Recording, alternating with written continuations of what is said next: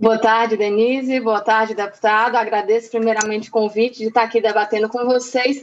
Sobre o inquérito, Denise, é importante a gente lembrar de uma coisa. Para além da posição do ministro, que teve ontem já em seu voto, nós tivemos também a própria Advocacia Geral da União, que é o órgão que representa o governo nesse processo. Nós tivemos o procurador, a Procuradoria Geral da República, que, como todos nós sabemos, teve indicação do próprio presidente Bolsonaro para o seu PGR.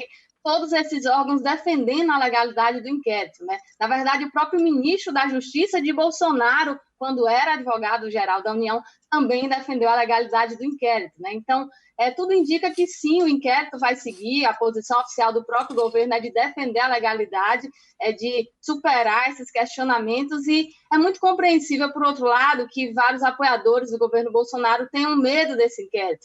É o mesmo medo que tiveram, por exemplo, na CPMI das fake news, que eles fizeram de tudo para que não houvesse a prorrogação, ligando para senador perto de meia-noite para pedir para os senadores tirarem sua assinatura, porque não queriam que a CPMI continuasse. Esse gesto agora é feito em relação ao inquérito. A razão disso é muito óbvia. Qualquer investigação sobre esse tema no Brasil, invariavelmente chega a Bolsonaro, chega aos filhos de Bolsonaro, chega aos apoiadores de Bolsonaro, porque eles estão hoje usando a disseminação de mentiras e de notícias falsas como um método político. Isso é muito ruim para a nossa democracia. Então, eu sou membro da CPMI das fake news, Denise, e eu, infelizmente, tenho tido a oportunidade de ver como funciona de perto, né? A estrutura que eles montam, o tanto de dinheiro que é investido nisso, e se na campanha eleitoral esse dinheiro era de Caixa 2 e de financiamento empresarial, ou seja, um combo de legalidades, muitas juntas de uma vez, agora, durante o mandato presidencial de Bolsonaro, esse dinheiro também vem dos recursos públicos, né? Tem dinheiro do povo hoje pagando essa organização criminosa. Tem gente nomeada na presidência da República para trabalhar com isso, com a disseminação de notícias falsas.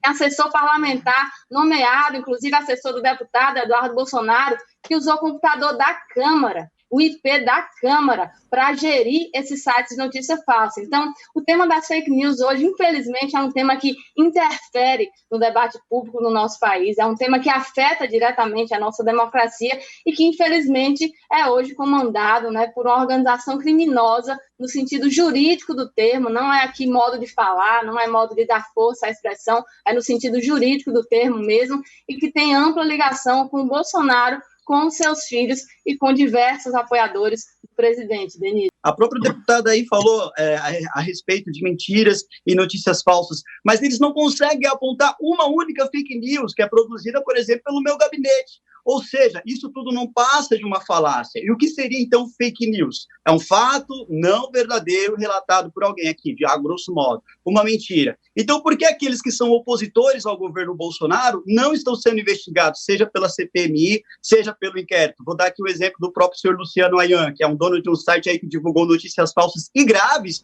sobre a vereadora Marielle Franco, né? Ele deveria ser objeto da CPMI, deveria ser objeto do inquérito, mas ele não é. Por quê? Será que porque o senhor Luciano Ayan, ele é opositor ao governo Bolsonaro? O Hans River, que foi convocado pelo petista Rui Falcão, que é companheiro aí de bancada da deputada Natália, ele foi convocado pelo deputado Rui Falcão para poder depor e disse que o disparo de mensagens pró-Bolsonaro não existia, mas sim pró-PT. Por que depois dessa exposição, os deputados federais e estaduais do PT não receberam a visita da Polícia Federal em sua casa, em sua residência, em seus gabinetes, né? E outra coisa muito importante também, a peça central da CPMI é a deputada Joyce Hasselmann, que foi denunciada na Rede Record e também na CNN pelos seus ex-assessores, inclusive do suposto uso de CPS falsos para poder a sua equipe criar perfis fakes nas redes sociais para exaltar aí, para conseguir ir para cima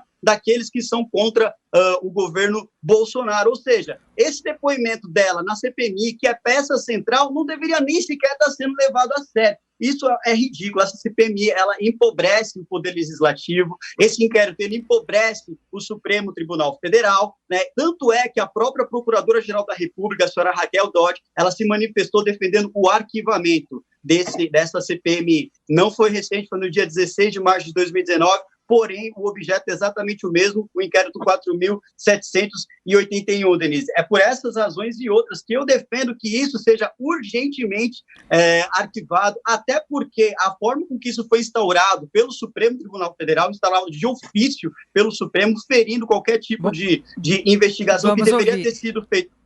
Bom, primeiro, deputado, é bom lembrar que você mencionou aí um parecer de uma outra procuradora-geral, mas esqueceu de mencionar qual é a posição do atual procurador-geral, que foi indicado pelo seu presidente e, aliás, de quem o seu presidente disse que estava fazendo um trabalho excepcional. Ele defende a legalidade desse inquérito. Os deputados do PT não são investigados na CPMI das fake news porque contra ele não há nenhuma denúncia de disseminação de fake news. Muito pelo contrário, em relação à base aliada do governo Bolsonaro. Não é como você está dizendo, que o depoimento da deputada Joyce seja a única coisa que tem na CPMI. Convido Vossa Excelência a assistir algumas das nossas sessões, a até ler alguns dos documentos que a CPMI recebeu. Você ia saber, por exemplo, que nós temos fotos, deputado, fotos das empresas que prestavam serviço para essa campanha, o tanto de computadores que tinham lá, de celulares, de caixas e caixas de chips. E em algumas dessas fotos a gente conseguiu até mesmo ver, dando zoom no celular, uma mensagem fake, uma mentira que foi disseminada contra o candidato Haddad. E a gente perguntou se a empresa que prestou serviço para Bolsonaro tinha pagado por aquela disseminação da mensagem. Ele disse que não. Sabe o que isso significa, deputado? Que não só aconteceu a disseminação de fake news contra Haddad e adversários de Bolsonaro na campanha, mas também que isso foi pago com dinheiro sujo, que isso não foi declarado na prestação de contas, nem tinha como, né? Quem é que vai declarar um crime na prestação de contas?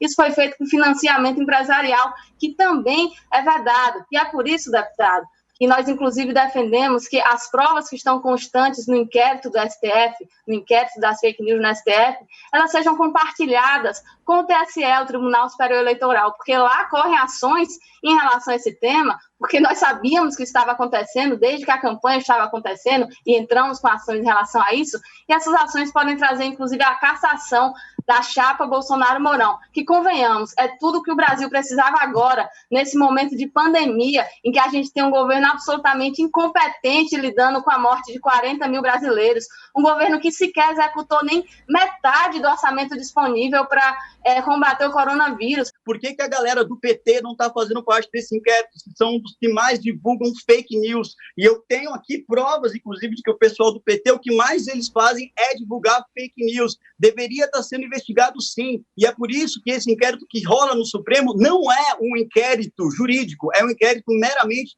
político. Mas eu volto ao inquérito. A PGR teve acesso ao inquérito durante todo o momento. O que a gente não pode confundir aqui, Denise, é o que é liberdade de expressão e o que é liberdade de cometer crimes. É o que os aliados de Bolsonaro estão defendendo nesse momento, não é liberdade de expressão. Liberdade de expressão é um direito sagrado que está previsto na Constituição, que o senhor deputado me sugeriu ler, eu já li algumas vezes, sou advogada, inclusive, e a liberdade de expressão ela tem alguns limites, né? Quando se utiliza dela para cometer crimes, aí estão os limites. E é disso que o inquérito das fake news trata. Não se pode defender com a liberdade de cometer crimes. E é o que está acontecendo, Denise. Isso é muito grave. Já foi sobre as instituições, ataques às instituições, pedido para fechar o STF, para fechar o Congresso. O deputado, como um parlamentar, jamais poderia concordar com esse tipo de discurso que defenda fechar os parlamentos, mas não só isso. Agora, na pandemia, a gente está vendo até mesmo fake news sobre a doença, sobre o coronavírus. São fake news que estão matando, estão dizendo que se você tomar tal chá, você não vai pegar coronavírus, se você tomar tal coisa, que já tem vacina. Isso é criminoso, Denise, isso coloca em risco a vida das pessoas, isso já vinha destruindo a reputação de pessoas, isso já vinha simbolizando um ataque antidemocrático às instituições e nesse momento está matando. Fake news é crime, é uma coisa muito grave e defender liberdade de expressão está muito longe de significar defender liberdade de cometer crimes através do discurso, Denise. Então, por mais que eu compreenda o receio que a base bolsonarista tem de qualquer investigação que se trate de fake news, nós precisamos entender que esse é um tema no mundo todo. Não é só no Brasil que isso está acontecendo, são vários os parlamentos que estão debatendo propostas legislativas para como lidar com esse tema, porque o que está acontecendo é efetivamente a extrema-direita está adotando a mentira massificada como método político. É assim que eles estão, inclusive, ganhando as eleições. E acho que a maior evidência, né, de como manipularam o debate nas eleições, enganaram as pessoas, é como está a popularidade de Bolsonaro hoje, né? Está sendo muito rápido, como as pessoas estão descobrindo que aquilo que foi vendido não é verdade, e é por isso que a rejeição está aumentando tanto. Lembra de Bolsonaro falando que jamais ia se aproximar do Centrão, que não ia adotar uma política de toma lá da cá? Pois bem, está aí hoje mais dinheiro sendo gasto para comprar o Centrão do que para combater o coronavírus, e não é só para evitar Deputada, o impeachment, vamos focar não. na questão das fake news. E aí eu finalizo, é também para tentar inviabilizar lá no Congresso o trabalho da CPMI das fake news.